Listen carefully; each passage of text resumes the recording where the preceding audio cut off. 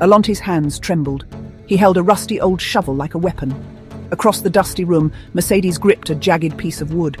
They weren't alone in this house. Something was with them, a shadow that moved when they didn't. It had no face, just a feeling of pure cold. They had been trapped here for hours, or maybe days. Time felt strange on October Lane.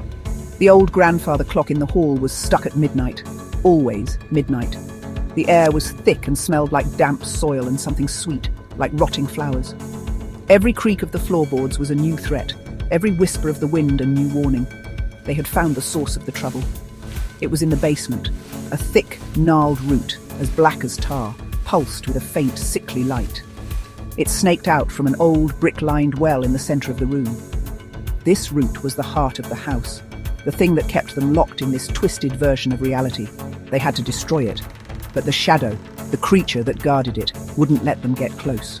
It slithered along the walls, its form shifting and stretching, its presence a heavy weight that made it hard to breathe. They had to do something, and they had to do it now. Mercedes took a deep breath. "Ready," she whispered, her voice barely audible over the thumping of her own heart. Allonte nodded, his knuckles white on the shovel's handle. They had a plan, a desperate one. They would strike the root together. Maybe the shock would be enough to break it. Maybe it would just make the creature angry. It was a gamble they had to take. The house seemed to hold its breath, waiting. The silence was deafening, a heavy blanket that smothered all sound except for the faint, rhythmic pulsing of the dark root in the well. The shadow creature glided from the corner. It was bigger now, darker. It let out a low hiss, a sound like steam escaping a broken pipe. Allonte and Mercedes exchanged a look. It was now or never. They charged forward, their feet pounding on the dirt floor of the basement. The creature lunged, a blur of darkness and cold. They ducked under its grasping tendrils and swung their makeshift weapons with all their might. The shovel and the piece of wood struck the root at the same exact moment. A loud crack echoed through the basement. It was a start. The moment their weapons connected with the root, the entire house roared. It wasn't a sound they heard with their ears. It was a feeling, a deep vibration that shook their bones. The floor beneath them trembled violently, and dust rained down from the ceiling above. Allonte stumbled, catching himself on the damp brick of the well. The well itself seemed to be alive. The ancient bricks groaned and shifted, and the dark root inside throbbed with an angry red light. It was fighting back. The whole house was fighting back, trying to protect its dark heart. Mercedes pointed a trembling finger toward the well. "Look!" she yelled over the noise. The main root was still intact, but smaller tendrils, like black veins, had started to writhe and twist. They looked like angry snakes, coiling and uncoiling in the depths of the well. The shaking grew stronger, and a new sound began, a low, gurgling noise from deep within the earth. It sounded wet and hungry. The air grew colder still, and the sweet, rotting smell became overpowering, making them both feel dizzy and sick to their stomachs. This was worse than they imagined. The shadow creature shrieked, a high-pitched sound that pierced the din. It seemed hurt by their attack on the root, but it also seemed angrier. It grew larger, its form becoming more solid, less like a shadow and more like a monster made of pure night. It lashed out, and a dark tendril whipped past Allonte's face, so close he felt a rush of icy air. They were trapped between the shaking house and the furious monster. There was nowhere to run. They had to keep attacking the root.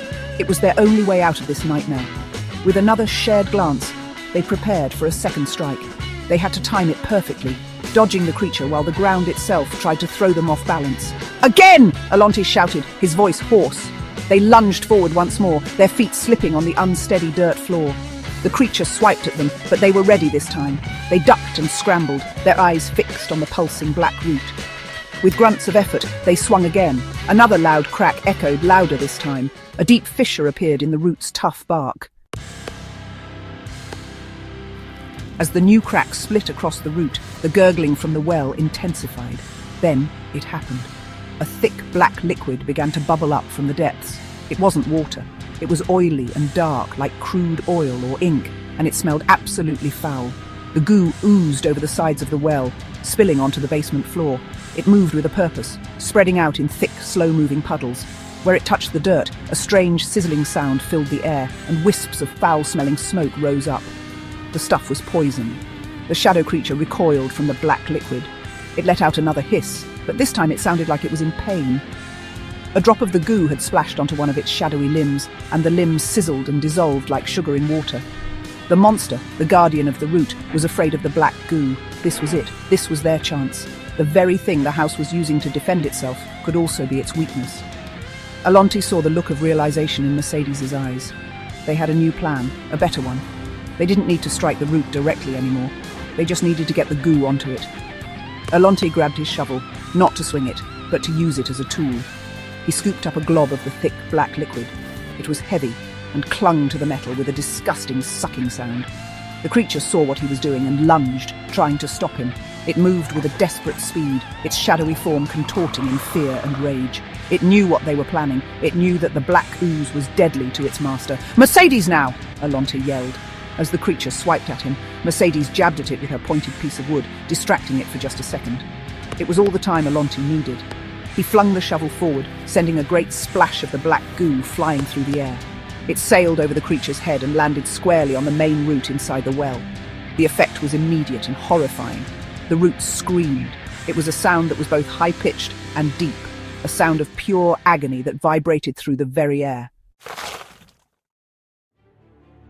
The screaming root thrashed wildly inside the well. The entire house convulsed in a final violent spasm. The black goo sizzled and ate away at the root's core, sending up clouds of acrid smoke that burned their eyes and throats. The shadow creature writhed in agony, its form flickering in and out of existence. It was connected to the root, and as the root died, so did the monster. It stretched one last desperate tendril toward them, its silent scream echoing in their minds. Then, with a final pathetic hiss, it dissolved into nothing but a puff of black smoke. Allonte and Mercedes didn't stop to celebrate. The root was still connected, still holding them in this terrible place. It was weakened, but not broken. The black liquid was still bubbling up, but more slowly now.